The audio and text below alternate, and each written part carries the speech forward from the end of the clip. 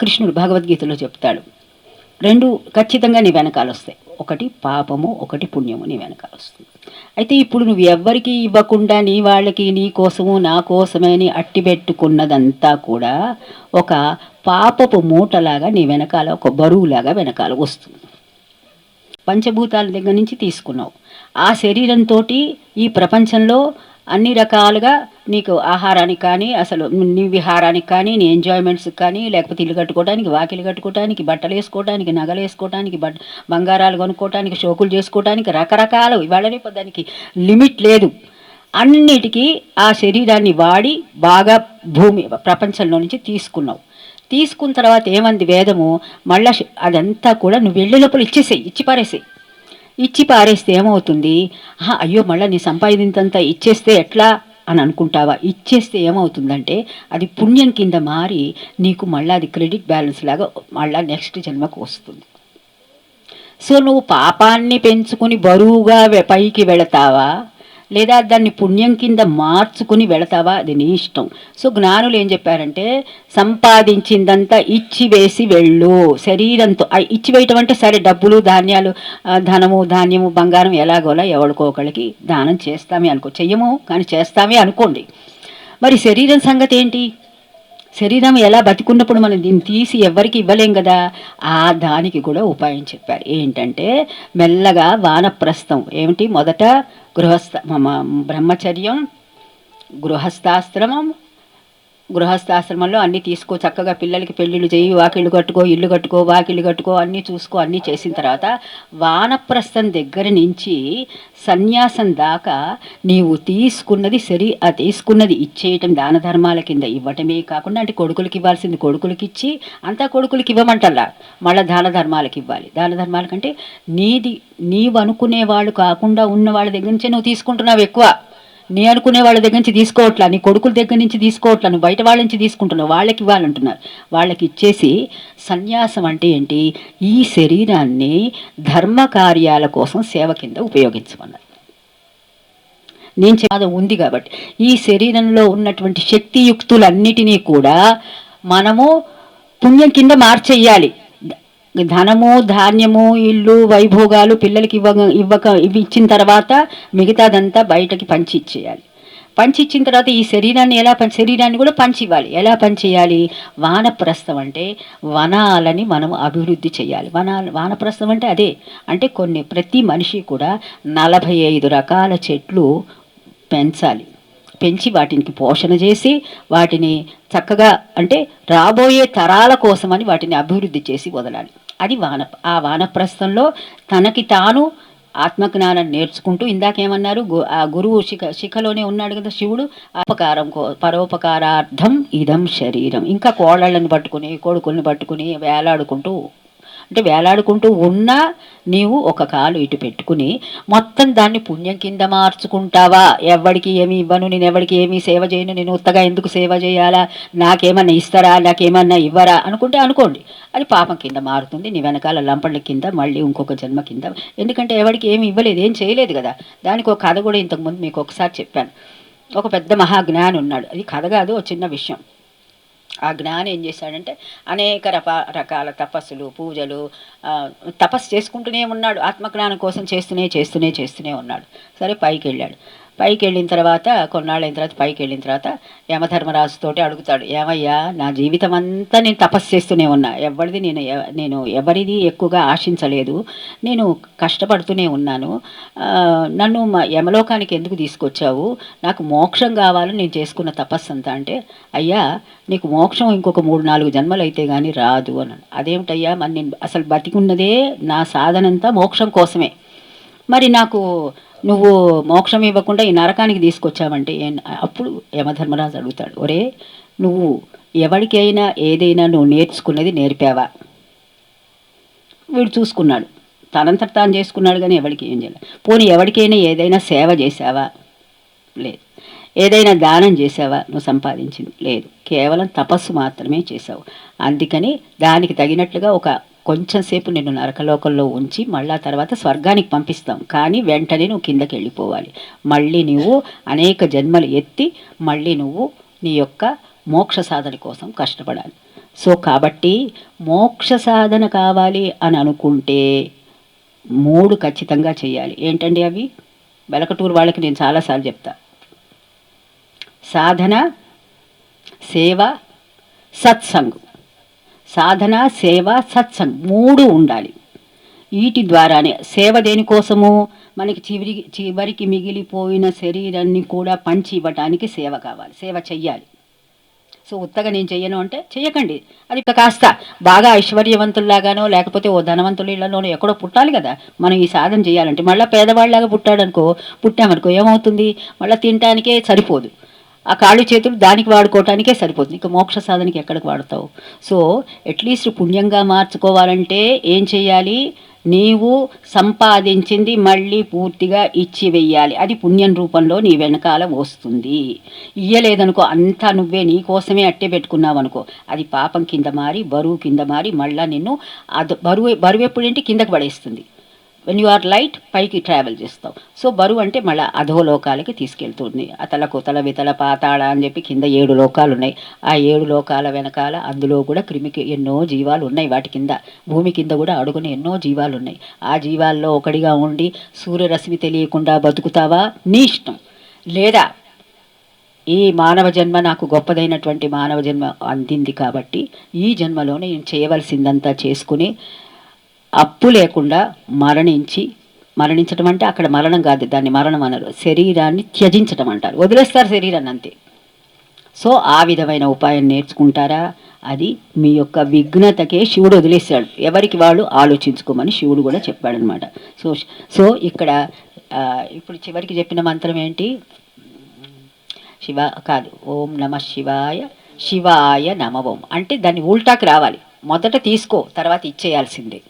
అలాగే పొద్దున మృత్యుంజయ మంత్రం కూడా మొదట అన్ని సౌఖ్యాలతోటి కూడుకుని నేను నెమ్మదిగా చనిపోవాలని ఉంటుంది. రెండోది ఫస్ట్ ఇచ్చి పారేసే, రెండోది మళ్ళీ ఉల్టా రావాలి, తీసుకున్నదంతా ఇచ్చి వేసేయాల్సిందే. ఇప్పుడు మీకు ఎవరైనా అప్పున్నారనుకోండి, మీకు నిద్ర పడుతుందా? వాడు ఇవ్వలేదు అని అనుకుంటాడా? అలాగే దేవుడు కూడా, భగవంతుడు కూడా, వీడు నా దగ్గర తీసుకున్నాడు, శరీరం తీసుకున్నాడు, దాన్ని సరిగా వాడలేదు, దాన్ని ఇష్టం వచ్చినట్టు వాడుకున్నాడు, ఇంకా అప్పు పెంచుకుంటున్నాడు. మన చక్రవడ్డీ వేస్తూ ఉంటుంది బ్యాంక్. ఇప్పుడు కొంతమంది మన దగ్గర బ్యాంకులో లోన్ తీసుకున్న వాళ్ళు ఈఎంఐలు కట్టకపోతే ఎలా అవస్థపడుతున్నారు? సేమ్ థింగ్ హ్యాపెన్స్ ఇక్కడ కూడా అదే. సో కాబట్టి వెళ్ళిపోయే ముందర సేవ ద్వారా, సత్సంగం ద్వారా, సాధన ద్వారా మనకున్న అప్పు తీర్చుకుని నెమ్మదిగా లైట్ వెయిట్ తోటి మనం ఈ శరీరాన్ని త్యాగం చేయటం బాగుంటుంది. లేదా ఎవరి ఇష్టం వాళ్ళది. చెప్పటం వరకు జ్ఞానుల వంతు, ఆచరించకపోవటం మీ యొక్క విఘ్నతకే వదిలేస్తున్నాం. అందుకని ప్రతి మంత్రం వేదంలో దాన్నే స్వాధ్యాయం అంటారు. మొదట పాజిటివ్ వేలో చదువుతారు, తర్వాత నెగిటివ్ వేలో చదువుతారు. ఆ పాజిటివ్ని సరిగా నువ్వు వాడకపోతే అది నెగిటివ్గా అదే మారుతుంది. నువ్వు విడిగా ఏం చేయక్కర్లా, దాన్ని కష్టపడక్కర్లా. మొదట నువ్వు సవ్యం అంటారు దాన్ని, అదే అపసవ్యంగా మారుతుంది.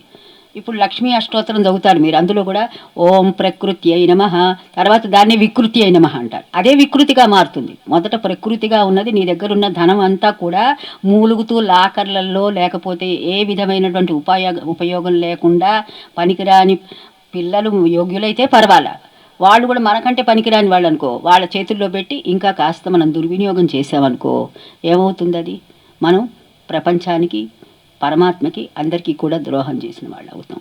సో కాబట్టి ఎవరికి వాళ్ళు మీరు సంపాదించుకున్నది ఖచ్చితంగా భగవద్గీతలో చెప్తాడు, అది ఈ సంపదని సద్వినియోగం చేస్తే అది పుణ్యం రూపేణ నీ వెనకాల వచ్చి నీకు సహాయం చేస్తుంది. సద్వినియోగం చేయలేదనుకో, తాగుడు తందనాలు వాటికి మనం పెట్టామనుకో ఏమవుతుంది? అది మనకి లంపటమే వస్తుంది. సో అందుకని ప్రతి మంత్రాన్ని వేదం ఏం చెప్తుందంటే తీసుకో మళ్ళీ ఇచ్చేయి, తీసుకో మళ్ళీ ఇచ్చేయి. తీసుకోవటానికి ఆపోజిట్ ఇవ్వటమే కదా. అలాగే ప్రతి మంత్రానికి పాజిటివ్ ఉంటుంది, నెగిటివ్ ఉంటుంది. సో వేదాలలో ఇలా స్వాధ్యాయంగా చెబుతూ ఉంటారు. దాన్ని స్వాధ్యాయం కాదు, సంపుటీకరణ అంటారు. దాన్ని సంపుటీకరణ అంటే దాన్ని బలోపేతం చేయటం, ఆ మంత్రాన్ని బలోపేతం చేయటం అనమాట. సో ఇవాళ మీకు శివరాత్రి నాడు 3 మంత్రాలు చెప్పాను. ఏమేమిటవి మీరు చెప్పాలి నాకు. చెప్పండి. ఫస్ట్ది ఏం చెప్పాను? తర్వాత ఫస్ట్ది ఏం చెప్పాను? కాదు. ఓం నమః శివాయ సమస్త అఘనాశినే నమః. దానికి ఏమర్థం చెప్పాను?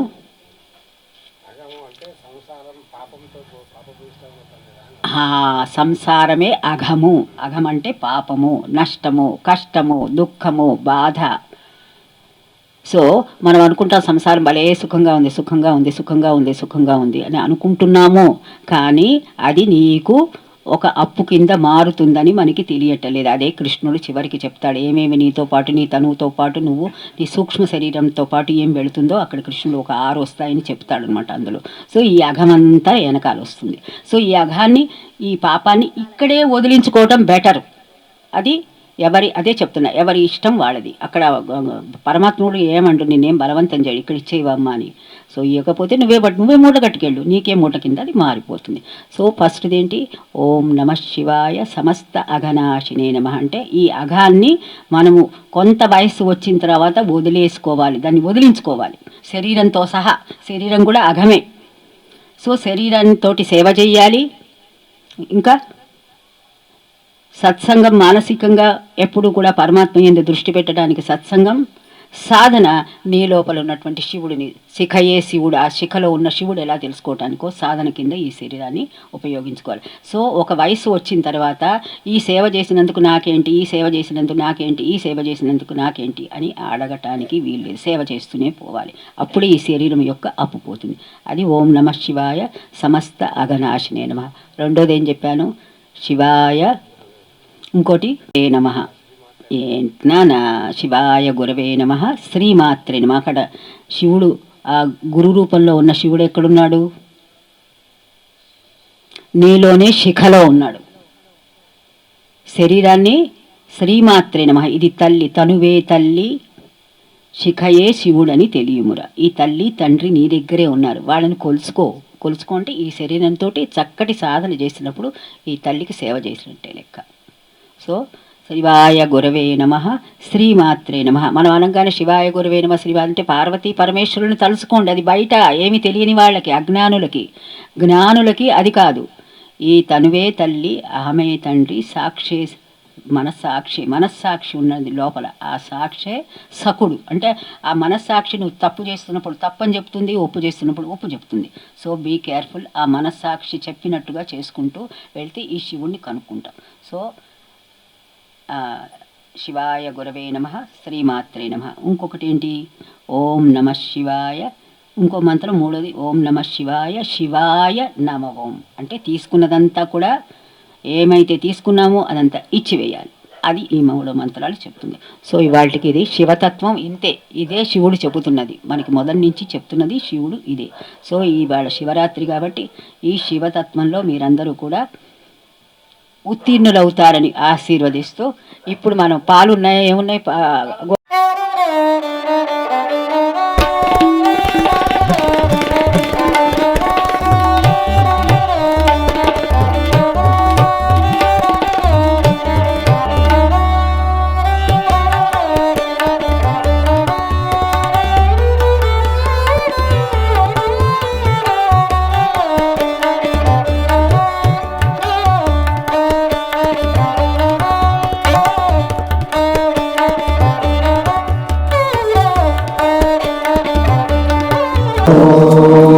ఓం నమః శివాయ, శివాయ నమో.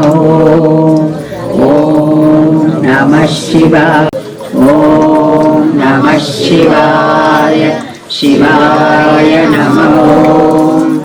ఓం నమః శివాయ, శివాయ నమో. ఓం నమః శివాయ, శివాయ నమో.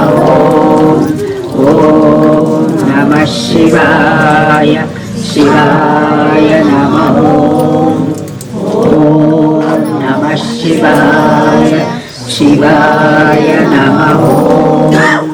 ఓం నమః శివాయ, శివాయ నమో. ఓం నమః శివాయ, శివాయ నమో.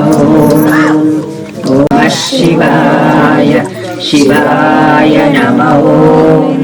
ॐ नमः शिवाय शिवाय नमः।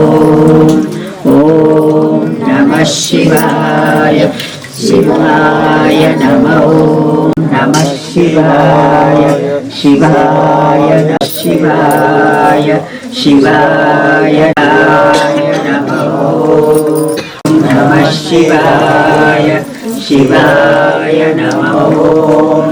ॐ नमः शिवाय शिवाय नमः।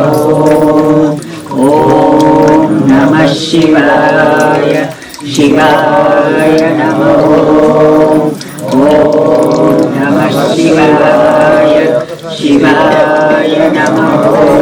शिवाय नमः। ॐ नमः शिवाय शिवाय नमः।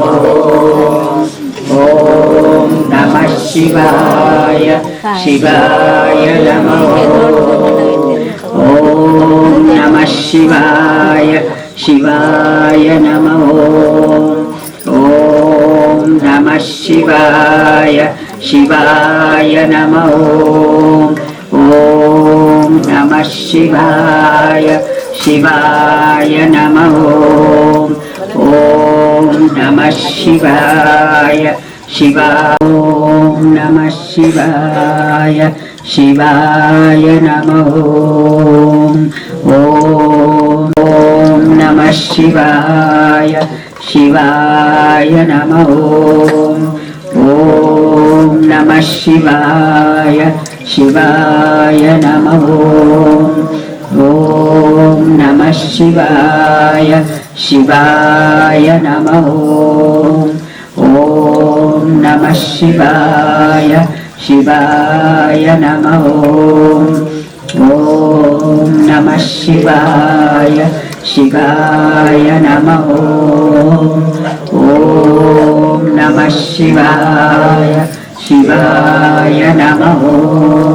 ॐ नमः शिवाय शिवाय नमः।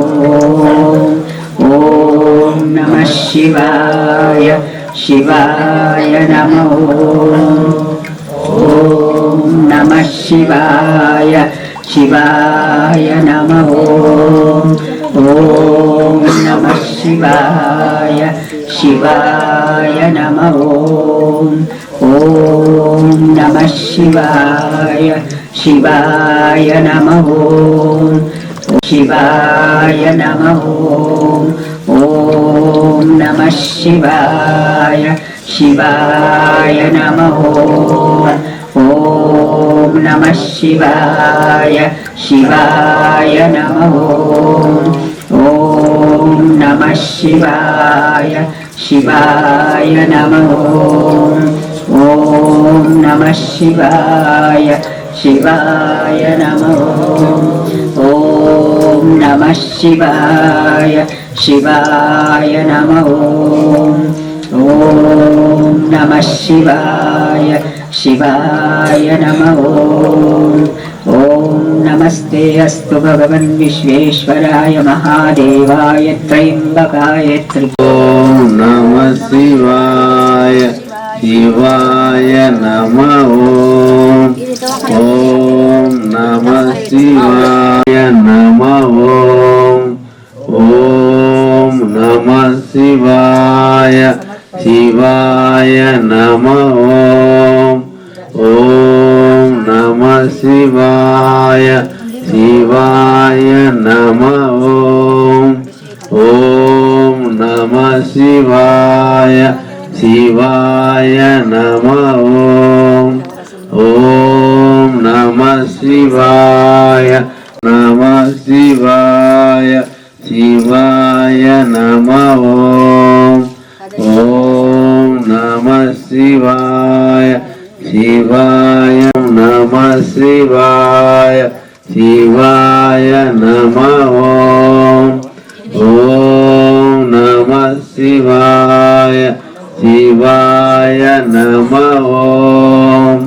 ॐ नमः शिवाय शिवाय नमः। ॐ नमः शिवाय शिवाय नमः ॐ नमः शिवाय शिवाय नमः ॐ नमः शिवाय शिवाय नमः ॐ नमः शिवाय शिव शिवाय शिवाय नमः ॐ नमः शिवाय शिवाय नमः ॐ नमः शिवाय शिवाय नमः ॐ नमः शिवाय शिवाय नमः ॐ नमः शिवाय शिवाय नमः शिवाय नमः ॐ नमः शिवाय शिवाय नमः शिवाय नमः ॐ नमः शिवाय ॐ नमः शिवाय शिवाय नमः ॐ नमः शिवाय शिवाय नमः ॐ नमः शिवाय शिवाय नमः ॐ नमः शिवाय शिवाय नमः ॐ नमः शिवाय शिवाय नमः ॐ नमः शिवाय शिवाय नमः ॐ नमः शिवाय नमः ॐ नमः शिवाय शिवाय नमः ॐ नमः शिवाय शिवाय नमः ॐ नमः शिवाय शिवाय नमः ॐ नमः शिवाय शिवाय नमः ॐ नमः शिवाय शिवाय नमः ॐ नमः शिवाय शिवाय नमः ॐ नमः शिवाय मृत्युर्मुक्षीन्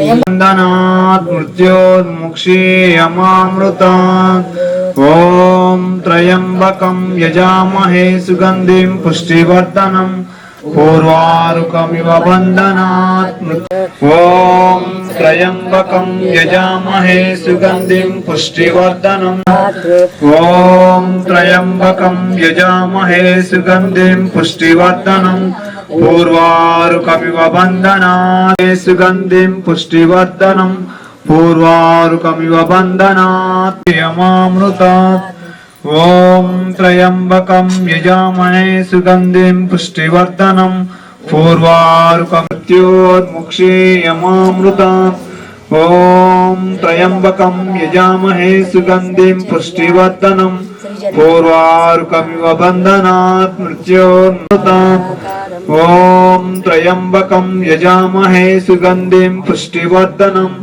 पूर्वारुकमिव बन्धनात् मृत्योर्मुक्षीयमामृतात् ॐ त्र्यम्बकं यजामहे सुगन्धिं पुष्टिवर्धनम् अमृतात् ॐ त्र्यम्बकं यजामहे सुगन्धिं पुष्टिवर्धनम् पूर्वारुकमिव बन्धनात् मृत्योर्मुक्षीयवर्धनम् पूर्वारुकमिव बन्धनात् मृत्योर्मुक्षीयमामृतात् ॐ त्र्यम्बकं यजामहे सुगन्धिं पुष्टिवर्धनम् पूर्वारुकमिव बन्धनात् मृत्योर्मुक्षीयमामृतात् ॐ त्र्यम्बकं यजामहे सुगन्धिं पुष्टिवर्धनम् पूर्वारुकमिव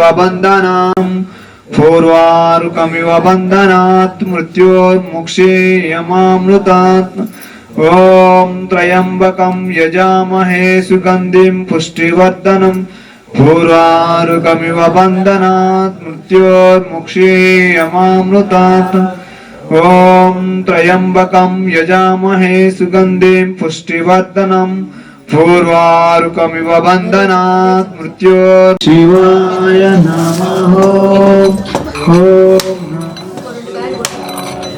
शिवाय नमः ॐ नमः शिवाय नमः ॐ नमः शिवाय नमः ॐ नमः शिवाय नमः ॐ नमः शिवाय नमः ॐ नमः शिवाय नमः ॐ नमः शिवाय नमः ॐ नमः शिवाय नमः ॐ नमः शिवाय कलातीताय नमः। ॐ निर्विकारस्वरूपाय नमः। ॐ परिपूर्णस्वरूपाय नमः। ॐ प्रकृतिद्वयदोषरहिताय नमः। ॐ उपाधिद्वयदोषरहिताय नमः। ॐ क्षेत्रक्षेत्रज्ञस्वरूपाय नमः। ॐ सर्वसाक्षी द्रष्टृस्वरूपानन्दात्मने नमः। ॐ स्वयंभूस्वरूपा ॐ निष्कलानन्दात्मने नमः। ॐ नित्यानन्दात्मने नमः। ॐ सत्यानन्दात्मने नमः। ॐ चिदानन्दात्मने नमः। ॐ अलिप्तानन्दात्मने नमः। ॐ अद्वयानन्दात्मने नमः। ॐ अव्यक्तानन्दात्मने नमः। ॐ अखण्डानन्दात्मने नमः। ॐ अद्भुतानन्दात्मने नमः। ॐ अनिर्वाच्यानन्दात्मने नमः। ॐ अविनाशानन्दात्मने नमः। ॐ असङ्कल्पितानन्दात्मने नमः। ॐ व्याकृतानन्दात्मने नमः। ॐ अव्याकृतानन्दात्मने नमः। ॐ अनन्तानन्दात्मने नमः। ॐ अप्रमाणानन्दात्मने नमः। ॐ अजरानन्दात्मने नमः। ॐ अमलानन्दात्मने नमः। ॐ अक्रियानन्दात्मने नमः। ॐ अक्लेशानन्दात्मने नमः। ॐ अवधूतानन्दात्मने नमः। ॐ अखिलानन्दात्मने नमः। आत्मने नमः। ॐ अग्राह्यानन्दात्मने नमः। ॐ अनूनानन्दात्मने नमः। ॐ अच्युतानन्दात्मने नमः। ॐ अमेयानन्दात्मने नमः। ॐ अविक्षिप्तानन्दात्मने नमः। ॐ अकुलानन्दात्मने नमः। ॐ अन्तरात्मानन्दात्मने नमः। ॐ अक्षोभ्यानन्दात्मने नमः। ॐ अमृतानन्दात्मने नमः। ॐ अदेहानन्दात्मने नमः। ॐ अवर्णानन्दात्मने नमः। ॐ अतिरिक्तानन्दात्मने नमः। आत्मने नमः। ॐ अभोक्तानन्दात्मने ॐ अप्रतर्कानन्दात्मने नमः। ॐ अचिन्त्यानन्दात्मने नमः। ॐ अध्वानन्दात्मने नमः। ॐ अन्तर्बहिर्व्यापकानन्दात्मने नमः। ॐ अव्ययानन्दात्मने नमः। ॐ अनामानन्दात्मने नमः। ॐ नमः ॐ अक्षरानन्दात्मने नमः। ॐ अविज्ञानानन्दात्मने नमः। ॐ अमोघानन्दात्मने नमः। ॐ अरोगानन्दात्मने नमः। ॐ अगाधानन्दात्मने नमः। ॐ अस्थितानन्दात्मने नमः। आनन्दात्मने नमः। ॐ अगणितानन्दात्मने नमः। ॐ अवाच्यानन्दात्मने नमः। ॐ अवादयानन्दात्मने नमः। ॐ अच्छेद्यानन्दात्मने नमः। आत्मने नमः। ॐ अशोकानन्दात्मने नमः। ॐ अजित्वानन्दात्मने नमः। ॐ अमूलानन्दात्मने नमः। ॐ अदोषानन्दात्मने नमः। ॐ हंसानन्दात्मने ॐ तेजात्मने रूपतन्मात्रा प्रकृत्यानन्दात्मने श्रीगुरुदेवन्मात्रा प्रकृत्यानन्दात्मने श्रीगुरुदेवाय नमः। तेजात्म ॐ नमः शिवाय।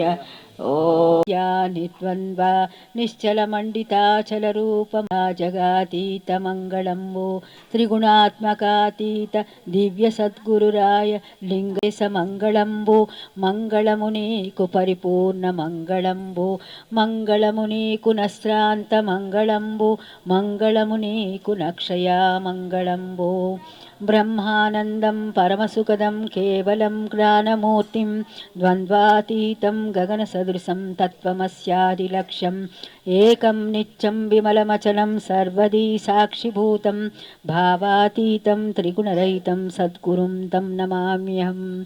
अदొకసారి प्रभुजी जय सद्गुरुदेव हरे। भक्तजनों के संकट दास जनों के घर आवे सुख संपत्ति घर आवे कष्ट मिटे तन रे। प्रभु जी करुणा के सागर प्रभु जी पालन करता स्वामी आप रक्षा करता। मैं मूरख अज्ञानी मैं सेवक नाथ मेरे स्वामी कृपा करो भरता। हरि ओम जय सद्गुरुदेव हरे। प्रभु जी पूर्णंतर्यामी परा ब्रह्म परमेश्वर परा ब्रह्म परमेश्वर प्रभु जी सबके स्वामी। हरि ओम जय सद्गुरुदेव हरे। प्रभु जी हो एक अगोचर सबके प्राणपति स्वामी दास के प्राणपति। किस विध मिलो दयामय किस विध मिलो कृपालु मति। हरि ओम जय सद्गुरुदेव हरे। करुणा चरण लगाओ द्वार पड़ा मैं तेरे। हरि ओम जय सद्गुरुदेव हरे। विषय विकार मिटाओ पाप हरो देवा स्वामी कष्ट हरो देवा। बढ़ाओ श्री चरणन की सेवा। हरि ओम जय सद्गुरुदेव हरे। जय बोलो सद्गुरु श्री मधुसूदन आर्य महाराज की जय। जय बोलो सद्गुरु श्री जय बोलो हनुमान जी महाराज की जय। बोलो रामानंद महाराज की जय। बोलो रामलाल प्रभु जी की जय। बोलो साईनाथ महाराज की जय। बोलो समस्त भक्त जन मंडल की जय।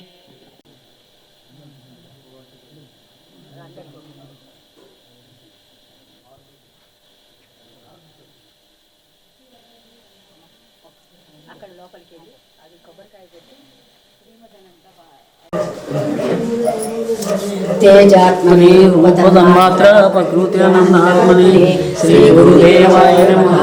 तेजात्मकं दीपं समर्पयामि।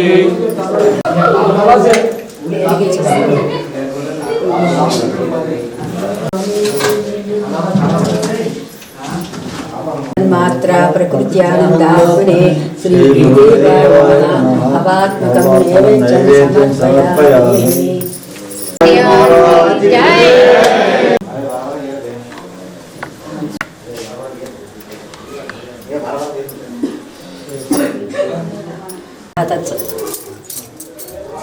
ఓం భూర్భువస్వః తత్సవితుర్వరేణ్యం భర్గో దేవస్య ధీమహి ధియో యో న ప్రచోదయాత్. సత్యం వర్గేణ పరిశంచామి అమృతమస్తమృతోపస్తమసి. సద్గురు శ్రీ శ్రీ శ్రీ మధుసూదనారి ప్రీత్యర్థం, సద్గురు శ్రీ చంద్రయారి ప్రీత్యర్థం, రామలాల్ ప్రభుజీ ప్రీత్యర్థం, సర్వగురుదేవతా ప్రీత్యర్థం కదలీఫలం నారికేళఫలం నైవేద్యం సమర్పయామి. ఓం ప్రాణాయ స్వాహ, ఓం వ్యానాయ స్వాహ, ఓం సమానాయ స్వాహ, ఓం ఉదానాయ స్వాహ, ఓం అపానాయ స్వాహ, ఓం లం బ్రహ్మణే స్వాహ. మధ్యే మధ్యే పానీయం సమర్పయామి. హస్తౌ ప్రక్షాళయామి, పాదౌ ప్రక్షాళయామి, ముఖే శుద్ధ ఆచమనీయం సమర్పయామి. నమస్కరోమి. సర్వతన్మాత్ర ప్రకృత్యానందాత్మనే శ్రీ గురుదేవాయ నమః. సర్వాత్మక సర్వోపచార నమస్కారాన్ని సమర్పయామి. నమస్కారాన్ని సమర్పయామి. ఇప్పుడు లక్ష్మీ నరసింహరాజ జయ విజయీ భవ విజయీ భవ శ్రీమదనందా దిగంబర దిగంబర శ్రీపాదవల్లభ దిగంబర దిగంబర దిగంబర మధుసూదనార్య దిగంబర శ్రీ విద్యోధరి శ్రీపాదవల్లభ దిగంబర దిగంబర దిగంబర మధుసూదనార్య దిగంబర జయ విజయీ భవ దిగ్విజయీ భవ శ్రీమదనందా శ్రీ విజయీ దిగంబర దిగంబర శ్రీపాదవల్లభ దిగంబర దిగంబర దిగంబర మధుసూదనార్య దిగంబర సర్వశ్రీశ్వర ప్రీతానందన పాపనాశ